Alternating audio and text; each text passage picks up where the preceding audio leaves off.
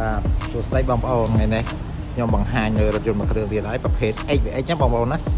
ឆ្នាំ09បាទឆ្នាំ09 full option បងប្អូនលក់ជូនបងប្អូនគិតបងប្អូនតម្លៃតែ10800ចរចាទេបងណាបងប្អូនណាប្រភេទឡានស្អាតអត់បុកអត់ប៉ះអត់ច្រេះបាទតម្លៃធូរមែនតើបងប្អូនប្រភេទ XVX ក្នុងលឿងណាបងប្អូន XVX ក្នុងលឿងតាម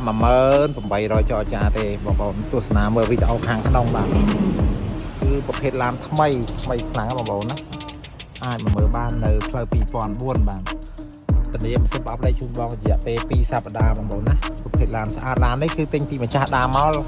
គេជីលក្ខណៈគ្រួសារមិនមែនទិញមកពីតាក់ស៊ីទេបាទសាច់អីគឺនៅស្អាតអញ្ចឹងណាហើយបើកដំបូលបងប្អូនមានតម្រូវការអាចមកមើលបានបាទឡាននេះគឺឡានស្អាត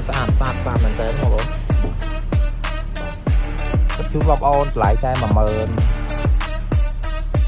ទេបងប្អូនអាចមកមើលបានស្អាតណាស់ឡាននេះបាទបងប្អូនមានតម្រូវការអាចមកមើលបាននៅផ្លូវ2004បាទកង់ឯបាទនោះគឺនៅសភាពថ្មីបាទបងមានតម្រូវការបងប្អូនមានតម្រូវការអាចមកមើលបាន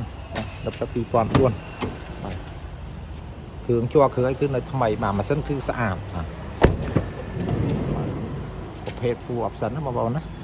បាទអញ្ចឹងបងប្អូនមានតម្រូវការអាចតាក់ទងតាមលេខទូរស័ព្ទនៅខាងលើហ្នឹងមកបាទអរគុណច្រើន